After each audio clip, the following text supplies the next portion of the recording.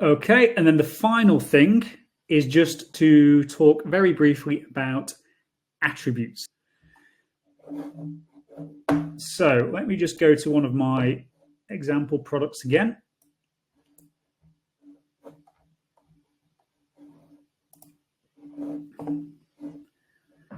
Okay, so as we've seen with other products, I've just sort of thrown as many things at this as I can. So it looks a little bit messy, but it hopefully gives an understanding of what it's capable of. So all of these selectable things that we can see on the right-hand side here are our attributes.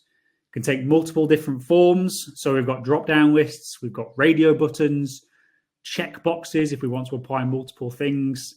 We can allow the user to input text, either single line or multi-line if we want to do so. We can give them the ability to choose a date if that's relevant to our particular selection. And we can even give them the ability to upload additional files and additional information if, again, that's applicable to what we need. And those are some of the most used attribute types, let's say. So as you can kind of see with that range of options there, they allow you to add customization to your products. This enhances the user experience by giving customers more control over their purchases. And then attributes are, as many of you know, they're going to be essential in web to print or e-commerce environments because they enable the presentation of required options. So things like size, color, finish, and so on.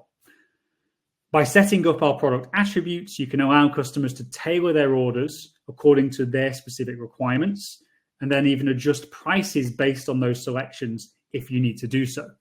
So you can see, for example, that on some of these, I have an uplift based on either an absolute value uplift or a percentage uplift. So if I choose one of these which has that uplift on it, it will affect the total price.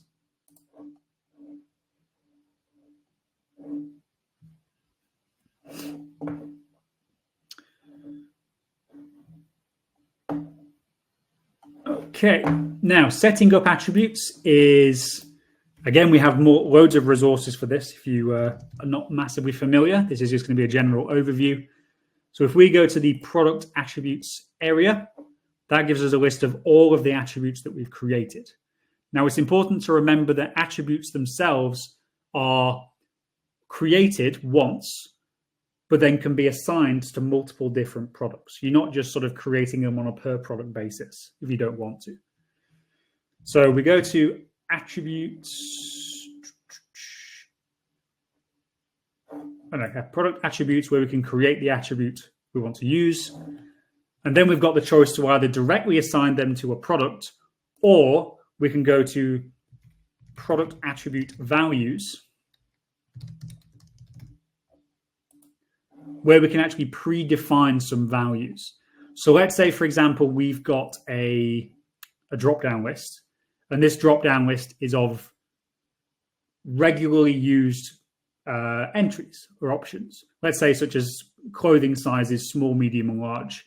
You could predefine some values for that attribute so that whenever you assign the attribute to a product, those options are already available. You don't have to do this. You can create them on a product basis when you assign them, if you wish to do so. To assign attributes to products is nice and easy. So if we go back to the product variant settings,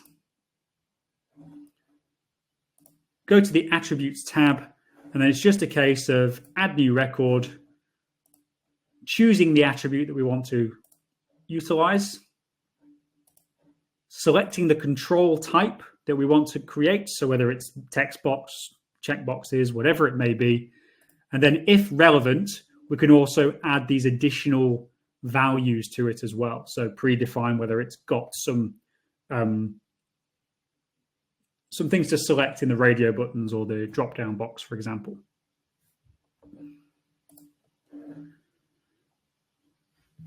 Now, we're not going to have time to go through it, but again, we have resources showing you how to create logic on your attributes. So let's say, for example, we have small selected, but then when we've got small selected, it means we've only got 2 out of 3 colors available. Now, what you can do is you can create some logic in there which says, well, when someone's got small selected, it shows only 2 colors. When we've got medium selected, it shows all 3 colors, and so on. So you can create logic around these attribute selections. We've also got the ability to do something called attribute combinations. So this gives you the ability to,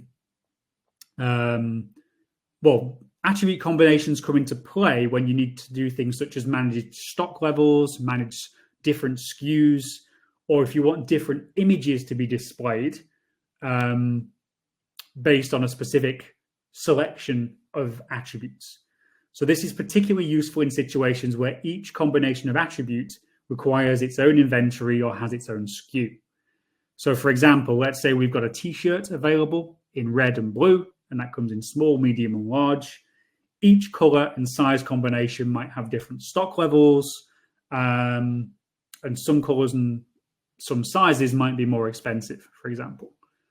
You can also associate different product images with these different combinations. So by utilizing attributes, and let me show you an example of this.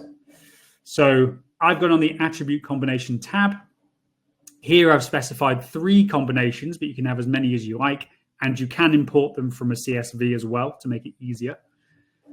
If I go on edit on one of those, you can see the kind of options that I have available.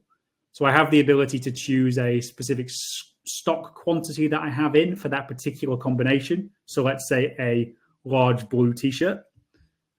We can say whether or not they allow back orders, what the SKU is for that particular product combination.